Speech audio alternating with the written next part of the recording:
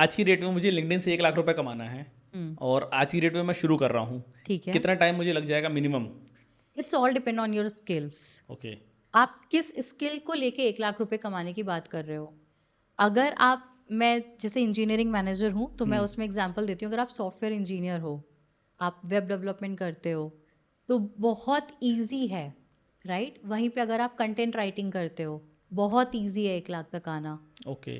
Even मैं इस बारे में एक चीज़ बोलना चाहूँगी, मैंने अभी एक रिसेंटली बैच स्टार्ट किया है जिसमें मैं लोगों को इस बारे में ही कोच कर रही हूँ कि how you can start earning from LinkedIn. ओ। रीज़न बीइंग कि इंस्टाग्राम पे मेरे पास काफ़ी लोगों के मैसेजेस आए थे कि देयर आर सम वुमेन जो घर से कमाना चाहती हैं, they want to work from home, office नहीं जा सकती, ओके। तो and they don't want to come on camera, तो उनके लिए सबसे इजी क्या है? लिंक्डइन। घर से आप आराम से कमाओगे, प्लस आपको कैमरा में आने की ज़रूरत नहीं है। राइट। तो ये स्पेशली उनके लिए कोचिंग स्टार्ट की है, जहाँ पे I will be starting from कि आप एक लिंक्डइन का प्लेटफॉर्म पे जाके लाइक रजिस्टर कैसे करो, उसको ऑप्टिमाइज कैसे करो, क्योंकि लिंक्डइन पे ऑप्टिमाइजेशन काफ़ी इंपॉर्टेंट होती है। राइट। इट्स नॉट लाइक कि इंस्टाग्राम पे जाए और दो चार लाइन लिख दी, नहीं, लिंक्डइन पे एक पूरा फॉर्म टाइप होता है जो आपको फिल पूरा करना फिल पड़ता करना है। होता है आपका प्रोफाइल बनाने के लिए, right? Kind of biodata. Biodata, right, portfolio. Right. तो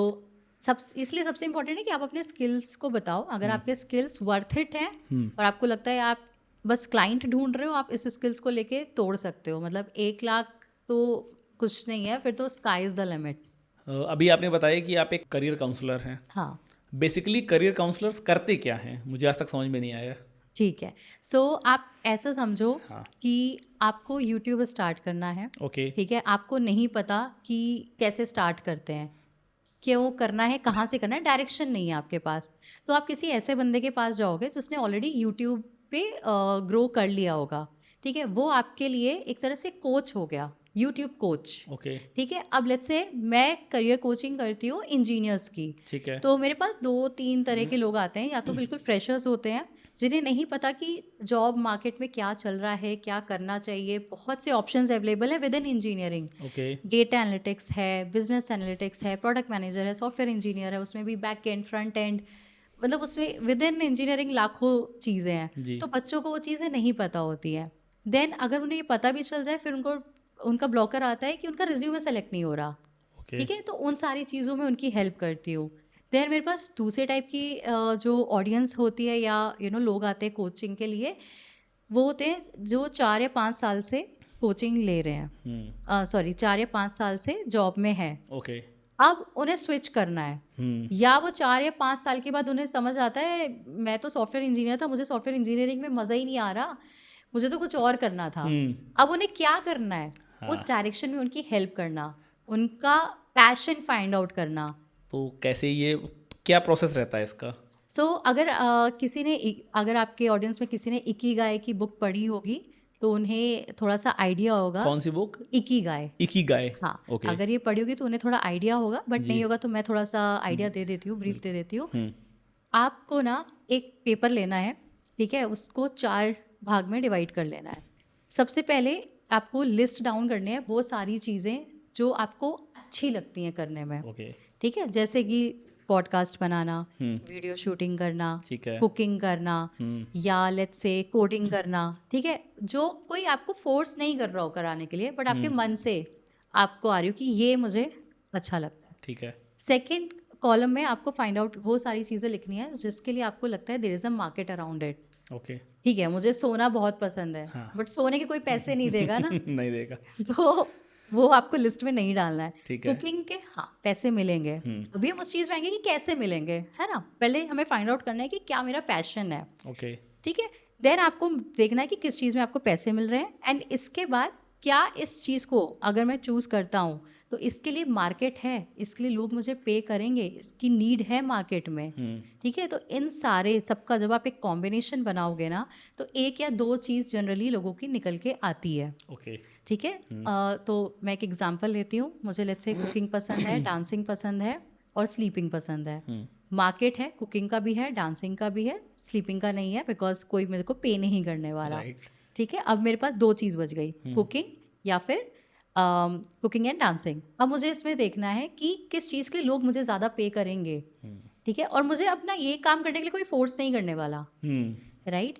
तो अब मुझे पता है कि मैंने मार्केट थोड़ी रिसर्च करी, मुझे पता चला कि ठीक है कुकिंग में लोग ज़्यादा पे करेंगे, ओके, तो ऐसे करके मेरा एक कुकिंग का पैशन निकल आया। ठीक। अब मुझे देखना है कि इस कुकिंग से मैं कैसे पैसे बना सकती हूँ। मैं ऑनलाइन बना सकती हूँ, मैं लोगों को सिर्फ आइडियाज़ दे के बना सकती हूँ, मैं अपनी बुक की मैं अपनी कुकिंग की बुक निकाल सकती हूँ, या मल्टीपल वेज हैं, राइट। तो आपको फिर वो वेज निकालने हैं, बट उन सबसे पहले आपको फाइंड आउट करना है कि क्या आपको करना पसंद है।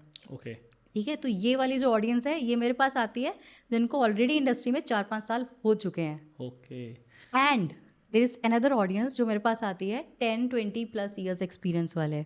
10-20+ ईयर एक्सपीरियंस वाले आपके हाँ, पास आते हैं। मेरे पास आते हैं, ओके, और वो मेजरली इंडिया के बाहर के हैं, वो ओह, सारी ऑडियंस, क्योंकि उन्हें पता है कि इस टाइम पे पर्सनल ब्रांड बहुत इंपॉर्टेंट है लाइफ में। ठीक है, अगर अब उन्हें ग्रो करना है 20 साल के बाद, या तो उन्हें लगता है मैं एंटरप्रेन्योर बनूं, अपना खुद का कुछ कंसल्टेंसी ओपन करूं, या फिर मैं अपना पर्सनल ब्रांड इतना स्ट्रॉन्ग कर लूं कि लोग मुझे as a VP, as a CEO, as a CTO hire करें। तो ओके, वहाँ पे वो मुझसे कोचिंग लेने आते हैं पर्सनल ब्रांडिंग की, ओके, जिसको मैं एज अ करियर ब्रांडिंग बोलती हूँ लिंक्डइन पे, कि कैसे आप स्टार्ट कर सकते हो।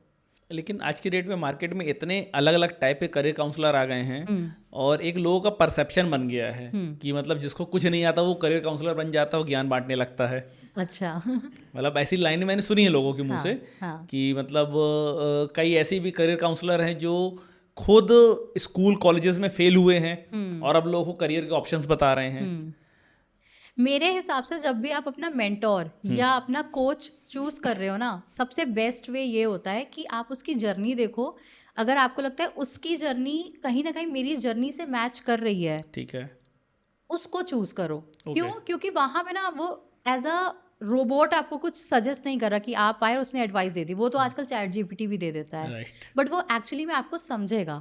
मैं अपना एग्जांपल देती हूँ, लेट्स से मैं एक ऑर्थोडॉक्स फैमिली से आई हूँ, ओके, छोटी सी सिटी से आई हूँ, ठीक है, यहाँ पे आने के लिए मुझे स्ट्रगल करना पड़ा, फिर जॉब के लिए स्ट्रगल करना पड़ा, ऐसे करके मेरी एक जर्नी थी। फिर मैं इंजीनियरिंग मैनेजर बनी।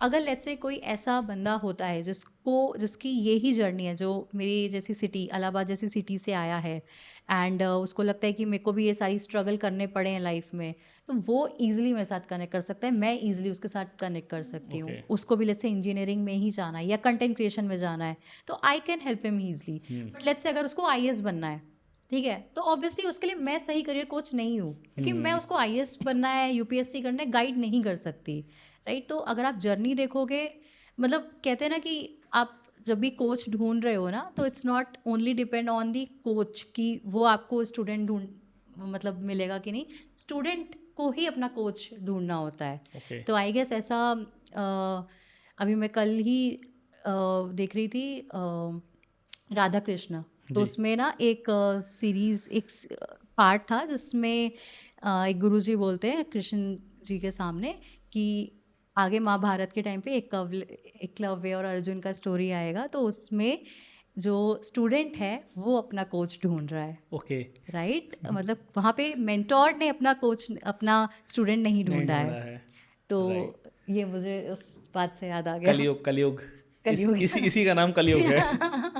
अच्छा, एक अच्छा करियर काउंसलर बनने के लिए क्या स्किल्स की रिक्वायरमेंट है? जैसे आप एक अच्छी करियर काउंसलर हैं, तो आपके अंदर आपको कैसा क्या लगा कि क्या स्किल्स मेरे अंदर थी कि मैं एक अच्छी करियर काउंसलर बन सकती हूँ, या फिर जो और लोग इस फील्ड में आ रहे हैं, क्योंकि इसका कोई पर्टिकुलर डिग्री कोर्स तो है नहीं राइट। कि नहीं आपने एक बैचलर डिग्री की आप करियर काउंसलर बन गए, आपके अंदर कुछ स्किल्स होनी चाहिए, तो वो क्या ऐसी स्किल्स हैं? मुझे लगता है सबसे इम्पोर्टेंट है एम्पैथी, ओके, राइट। अगर आप दूसरों को उस नज़र से देख सकते हो, एम्पैथी वाली नज़र से देख सकते हो, उसको ये फील कर सकते हो कि अगर कल मैं इस जगह पे होता या तो मैं क्या करता, अगर मैं उस पोजीशन पे रख के सामने वाले को गाइडेंस दे सकती हूँ, तो आई गेस आप बन सकते हो career coach. Apart from all other things कि आपको उस डोमेन की नॉलेज होनी चाहिए। ओके, ये नहीं कि आप खुद गूगल से पढ़ रहे हो कि अच्छा सॉफ्टवेयर इंजीनियर के बाद सीनियर सॉफ्टवेयर बनते हैं, सीनियर सॉफ्टवेयर के बाद इंजीनियरिंग मैनेजर बनते हैं या टेक्निकल लीड बनते हैं, और आपने जाके वो ज्ञान दे दिया। हाँ, आपने अगर वो खुद एक्सपीरियंस किया हुआ है ना, तो आप बहुत ईजिली वो चीज़ गाइड कर पाओगे। ओके, आपने वो ब्लॉकर्स देखे हैं ना लाइफ में, आपने वो ऑब्स्टेकल्स देखे हैं कि जूनियर को ये फील होता है, ये इश्यूज आते हैं, सीनियर सॉफ्टवेयर इंजीनियर को ये इश्यूज आते हैं, इंजीनियरिंग मैनेजर को ये इश्यूज आते हैं, राइट? तो वो आप इजीली कर लोगे। तो वो जर्नी पे आपको खुद चलना पड़ेगा पहले। ओके। मेरे हिसाब से तो वैसे होना चाहिए। बाकी तो आप कह रहे हो कि 12th वाले भी दे रहे हैं हाँ, तो आज की डेट में तो मतलब आई आज की डोंट डेट नो। में देखिए ऐसा है ना कि आज़ाद इंडिया है, आज़ाद भारत है। हर किसी को बोलने की आज़ादी है, कोई कुछ भी बोल सकता है।